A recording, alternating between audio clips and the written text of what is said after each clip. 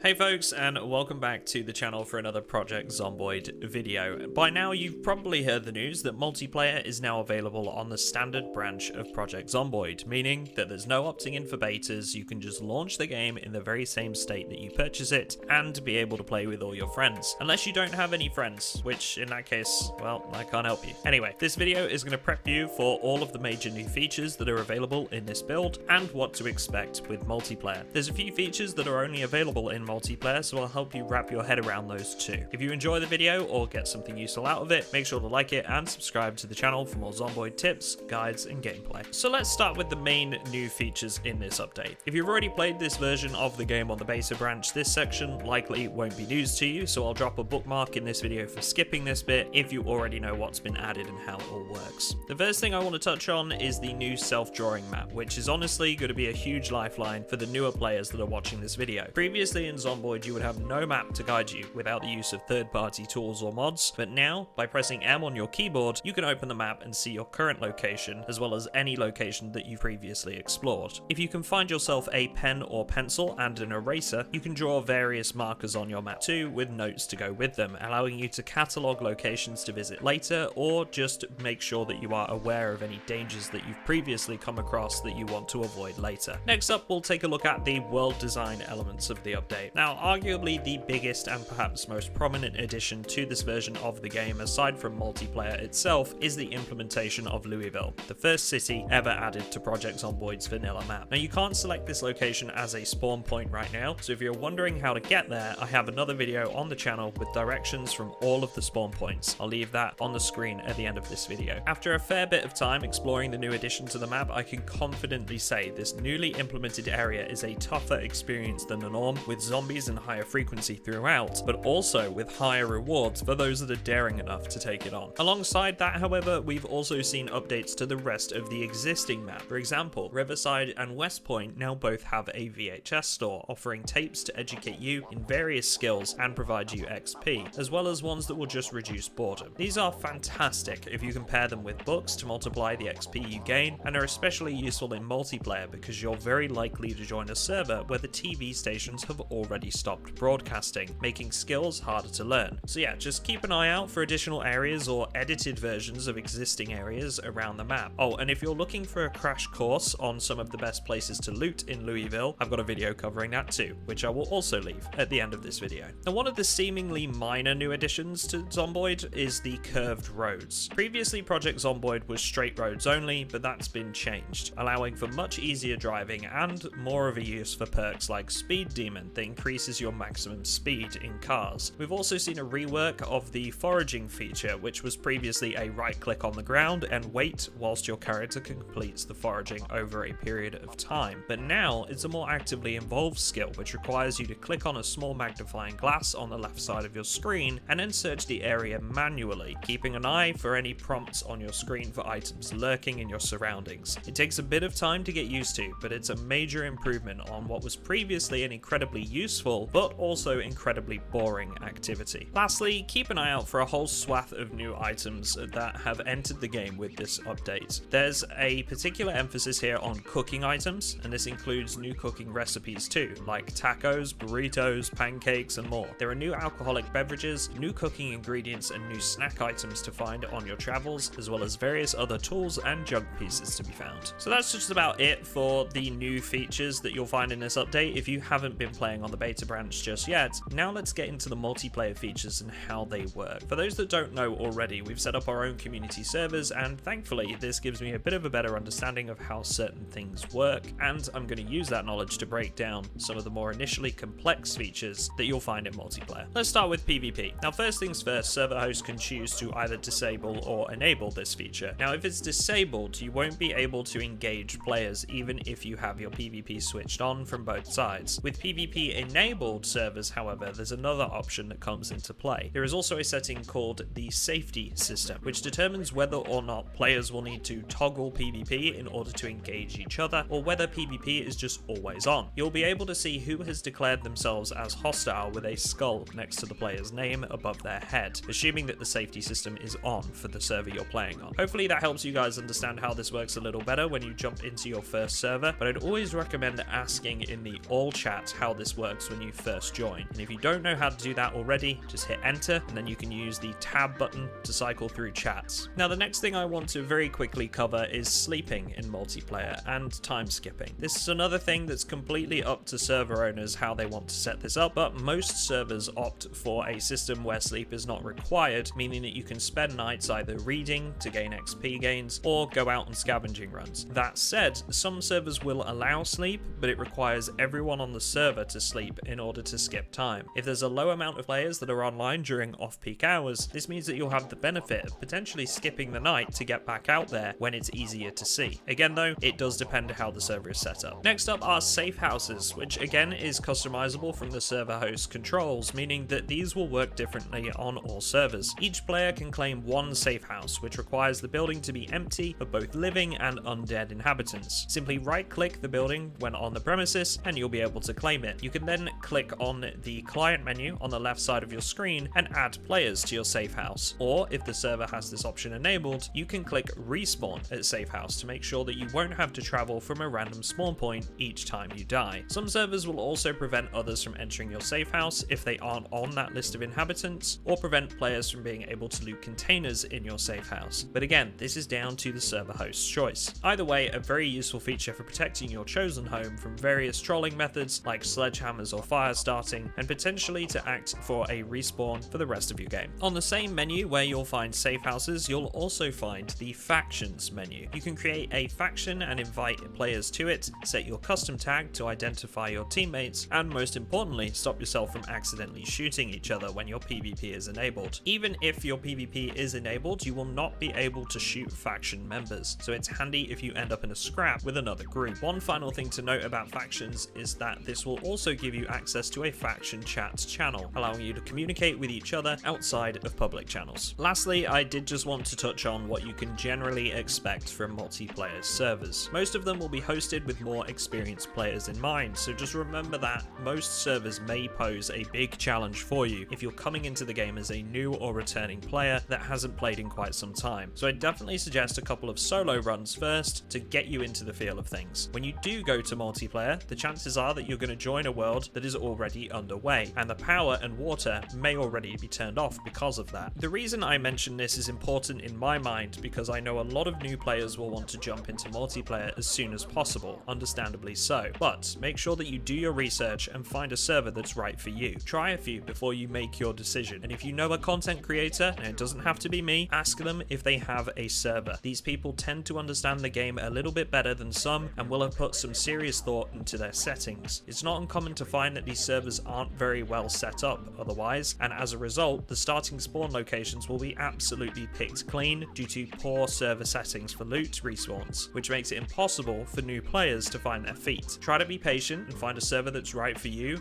and one that's managed right too. So that's really it from me in this one. Hopefully this video has helped prepare you slightly for the multiplayer experience in Project Zomboid, and if you're looking to ask some questions when I'm actually online to answer them, you can stop by on my Twitch channel. You can find me on twitch.tv/MrAtomicDuck. If you're after a well-managed PvE server to play on, search for The Pond in your server browser and use password QUACK with a capital Q. Special shout out to all my patrons that choose to support me and the channel as well. Since multiplayer has dropped, it's been absolutely awesome playing with you guys on the whitelisted server, and if you're interested in that, there's a link in the description to the Patreon as well. Have a very Merry Christmas, and I'll see you all in the next one.